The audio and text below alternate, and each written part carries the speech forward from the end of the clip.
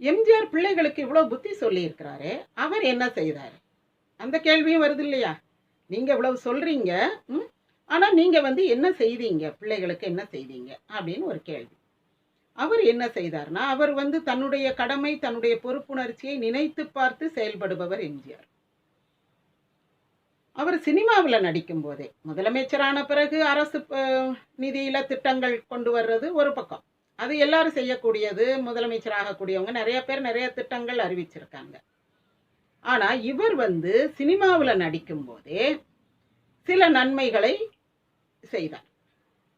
முக்கியமானது என்ன அப்படின்னா, இவரு தன்னுடைய அந்த சினிமாக்காரங்களுக்கு, இந்த கோடம்பாக்கத்துல இருக்கிறாங்க இல்லையா? கோடம்பாக்கம் முழுக்க அந்த காலத்துல சினிமாக்காரர்களுடைய குடியிருப்பு தான்.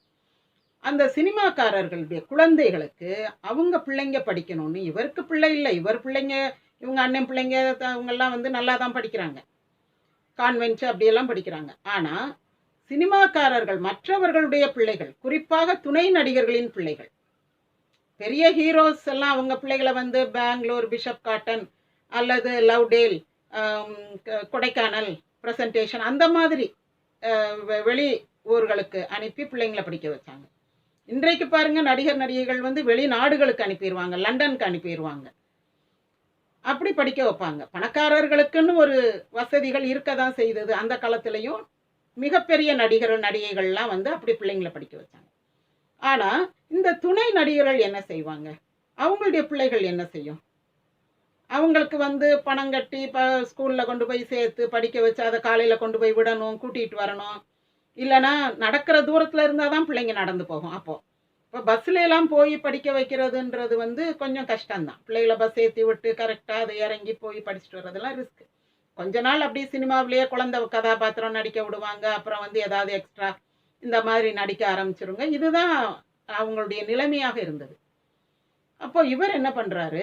அப்படி இருக்கக்கூடாது. இந்த தலைமுறையோட இந்த துணை நடிகர்களுடைய கஷ்டம் கவலை எல்லாம் ஓயட்டும், அவங்களுடைய பிள்ளைகளாவது நல்லா வரட்டும் அப்படின்ட்டு அந்த ஒரு சகோதரத்துவ சிந்தனை, ஒரு கம்பேஷன், அதான் கம்பேஷன்னு நம்ம சொல்றது ஆங்கிலத்துல. மற்றவங்களுடைய துன்பத்தை தன்னுடைய துன்பமாக உணர்கின்றவர், எம்பத்தட்டிக். அவங்களுக்காக ஒரு இலவச பள்ளிக்கூடம் தொடங்குறார். கோடம்பாக்கத்துல இலவசமாக ஒரு பள்ளிக்கூடம், அதுல மதிய உணவு. இப்ப எம்ஜிஆர் முதலமைச்சரான பிறகு சத்துணவு போட்டாரு, மதிய உணவு போட்டாரு, மிட் டே மீல் ஸ்கீம்ன்றதெல்லாம் அப்புறம். அவர் ஆரம்பத்துல இருந்தே பரோபகாரி, கருணை உள்ளமுடையவர். அதனுடைய நீட்சி அல்லது அதனுடைய விரிவாக்கம் தான் முதலமைச்சரான பிறகு அவர் கொண்டு வந்த திட்டங்கள். அப்போ அவர் மதிய உணவோடு ஒரு இலவச பள்ளிக்கூடம் நடத்துறார். அங்க மதிய உணவு கரெக்டா போடுறாங்களா வைக்கிறாங்களான்னு எம்ஜிஆர் அந்த கண்காணிப்பு வேலைகள்ல ரொம்ப சிரத்தையா இருப்பார். அப்படி ஒரு தடவை அவர் போய் பார்க்கும்போது அன்னைக்கு பிள்ளைகளுக்கு மோர் இல்லை. பாருங்க, ஸ்கூல்ல குழம்பு, ரசம், மோர் அப்படின்னு ஒரு ஃபுல் மீல், ஸ்கொயர் மீல்ஸ்னு சொல்லுவோமே, அந்த மாதிரி போட்டு படிக்க வச்சவர் எம்ஜிஆர். தன்னுடைய பள்ளிக்கூடத்துல, அந்த இலவச பள்ளிக்கூடத்திலே ஒரு முழு சாப்பாடு கொடுத்தாருன்னா பாருங்க. அந்த காலத்துல வீட்டுல இருந்து நம்ம பிள்ளைங்களுக்கு சாப்பாடு கொடுத்து விடும் போது கூட குழம்பு, ரசம், மோர் அப்படின்னு ஒரு கேரியர்லையா கொடுத்து விடுறோம்? இல்லையே, பாக்ஸ்ல தானே கொடுத்து விடுவோம். மிஞ்சி போனா 2 பாக்ஸ், ஒரு பாக்ஸ்ல கூட்டு, ஒரு பாக்ஸ்ல சாதம், இல்ல ஒரு பாக்ஸ்ல சாதமும் கூட்டு இருந்தா ஒரு பாக்ஸ்ல குழம்பு, அந்த மாதிரி தான் போகும். இல்லைன்னா கட்டு சாதம், புளி சாதம், தயிர் சாதம், இப்படித்தான் போகும். ஆனா எம்ஜிஆர் தன்னுடைய பள்ளிக்கூடத்தில் படிக்கின்ற மாணவர்கள் கல்வியும் ஆரோக்கியமும் பெற வேண்டும் என்ற எண்ணத்துல முழு சாப்பாடு போடுறார். அப்போ ஒரு நாள் இவர் போகும்போது அன்றைக்கு மோர் இல்லை.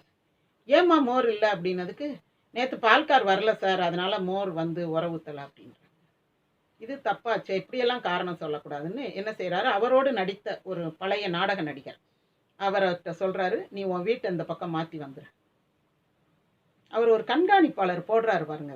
அதாவது ஏனோ தானோன்னு செய்யக்கூடாது, எது செய்தாலும் நிறைவாக முழுமையாக செய்ய வேண்டும் என்பதுதான். வெற்றி என்பது சும்மா கிடைக்காது. அவ்வளவு ஒரு கவனமாக ஒவ்வொரு செயலையும் ஈடுபட்டால் மட்டுமே வெற்றி என்பது கிடைக்கும். அப்போ ஏதோ நம்ம சோறு போட்டோம், ஒரு நாள் மோர் இல்லைன்னா என்ன, இப்போ வீட்டிலே ஒரு நாள் மோர் இல்லைன்னா எல்லாரும் என்ன சண்டை போட்டா போறாங்க? சாப்பிட்டு தானே போவாங்க. ஒரு நாள் பால்கார் வரல, என்ன செய்ய? அவர் அப்படியெல்லாம் எக்ஸ்கியூஸ் கொடுக்க தயாராக இல்லை. ஏன்னா சாப்பிட்றது நான் இல்லை, குழந்தைகள். குழந்தைகளுக்கு இப்படி எக்ஸ்கியூஸ் கொடுத்துக்கிட்டே இருந்தோம்னா அப்புறம் ஒவ்வொரு நாளும் ஒன்னொன்று குறைய ஆரம்பிச்சிடும். ஸோ குழந்தைகள் சாப்பாட்டில் நோ காம்ப்ரமைஸ் அப்படின்ட்டு அந்த ஒரு பழைய நாடக நடிகர் அவருடைய நண்பரை, நீ இங்கே உன் வீட்டை மாற்றி இங்கே பக்கத்தில் வந்துரு, டெய்லி மத்தியானம் உனக்கு இங்கே தான் சாப்பாடு, டெய்லி நீ வந்து இங்கே சாப்பிடணும். அதாவது தனக்கு பதிலாக ஒரு பிரதிநிதியை நியமிக்கிறார். என்ன சாப்பாட்டில் எதுவும் கூடுதல் குறைவு இருந்தால் நீ உடனே எனக்கு தெரியப்படுத்தணும். அதுதான் அண்டர்ஸ்டாண்டிங். வேற எதுக்கு அவர் வந்து ஒரு பிரதிநிதியை நியமிக்கிறார்? ஆக எம்ஜிஆர் இலவசமாக பள்ளிகள் கட்டினார். தன்னுடைய திரையுலக சக நடிகர்களுடைய குழந்தைகளுக்காக நல்ல உணவு கொடுத்தார். அந்த உணவு முறையாக கொடுக்கப்படுகிறதா என்பதை பராமரிக்க, கண்காணிக்க ஒரு நண்பரையும் நியமித்தார். இன்றைக்கும் அங்கே உள்ள அந்த கோடம்பாக்கம் ஸ்கூல் அதுக்கு பிறகு ₹1 கூட ஃபீஸ் வாங்கக்கூடாதுன்ட்டார். இப்போதான் அங்கே ஃபீஸ் வாங்குறாங்க. அவருடைய காலத்துக்கு பிறகு பல வருடங்கள் கழித்து இப்போ ஃபீஸ் வாங்குறாங்க. ₹1 கூட ஃபீஸ் வாங்கக்கூடாது, பிள்ளைங்க எல்லாம் ஃப்ரீயாக தான் படிக்கணும் அப்படின்னாரு. அவர் காலம் வரைக்கும் அங்கே வந்து ஃப்ரீ எஜுகேஷன். அது பெரிய ஸ்கூலாக வளர்ந்துருச்சு. அவங்களுடைய ஹெட்மாஸ்டர் சார்கிட்ட பேசினோம்னா அவங்க சொல்லுவாங்க, சாயந்தரம் வந்து நாங்கள் ஸ்நாக்ஸ் கொடுத்து பிள்ளைங்கள 7 மணி வரைக்கும் படிக்க வைப்போம், வீட்டுக்கு போனால் அவங்களுக்கு படிக்கக்கூடிய சூழ்நிலை இருக்காது. இன்றைக்கு இந்த பள்ளிக்கூடத்தில் படித்து போனவங்கெல்லாம் யூஎஸில் டாக்டராக இருக்காங்க, பெரிய பெரிய இன்ஜினியர்ஸாக இருக்காங்க, அப்போலோவில் டாக்டர்ஸாக இருக்காங்க. நிறைய பேர் வந்து நல்ல, அதாவது குறிப்பாக ஸ்டண்ட் மாஸ்டரோட பிள்ளைங்க, அவர் 2-3 பேரை சொல்கிறாரு, இந்த ஸ்டண்ட் மாஸ்டரோட பிள்ளைங்க. அப்போ எம்ஜிஆர் வந்து அவங்கக்கிட்ட சொல்கிறாரு, இங்கே பாரு உன் பிள்ளைகளை ஒழுங்காக படிக்க வை, உன்ன மாதிரி ஆக்கிராத, அதுவும் சண்டை கிண்டை போட்டு மேலே எங்கேயும் குதித்து ஏறி இறங்கி விளையாண்டு இப்படி ஒரு வீராவேசம் உள்ள பிள்ளையா வளர்த்துறாத, பிள்ளைகளை படிக்க வைப்பா. நம்ம காலம்தான் படிப்பு இல்லாமல் போச்சு, நமக்கு தான் தாய் தகப்பன் வந்து அவ்வளோ வசதியாக இல்லை, நமக்கு படிப்பு கிடைக்கல. இன்னொன்று, அந்த காலத்தில் வசதியாக இருந்தாலுமே ஒரு சிலர் தான் படிக்க முடிஞ்சிச்சு, எல்லாருக்கும் படிக்கிறதுக்கு பள்ளிக்கூடங்களும் கிடையாது. இருந்த பள்ளிக்கூடத்திலையும் எல்லாரையும் சேர்க்கவும் மாட்டாங்க. சில பிள்ளைகளுக்கு தான் பள்ளிக்கூடத்தில் சேர்க்க முடிஞ்சிச்சு, மற்ற பிள்ளைகள்லாம் பள்ளிக்கூடத்துக்கு போய் சேர முடியலை. அப்படியே சேர்த்தாலும் அதுகளுக்கு படிப்பு சொல்லித்தர வீட்டில் யாருக்கும் தெரியாது, பள்ளிக்கூடத்தில் சொல்லி கொடுக்குற படிப்பு மட்டும்தான், ஒரு சந்தேகம் கேட்க யாரும் கிடையாது. இவ்வளவு இடர்பாடுகள் நம்ம காலத்தில் இருந்துச்சு. நான் சாயந்தரம் டியூஷன் வச்சு பிள்ளைங்களை படிக்க வைக்க சொல்லியிருக்கேன், நீங்கள் வந்து எல்லாரும் பிள்ளைங்களை சேர்த்து விடுங்க அப்படின்ட்டு தன்னுடைய சக நடிகர்களுக்காக, அவர்களுடைய பிள்ளைகளுக்காக அவர் அவர்களுடைய காலத்தில் அவர்களுடைய நலத்தில் அக்கறை கொண்டு அவர்களை படிக்க வைத்தார்.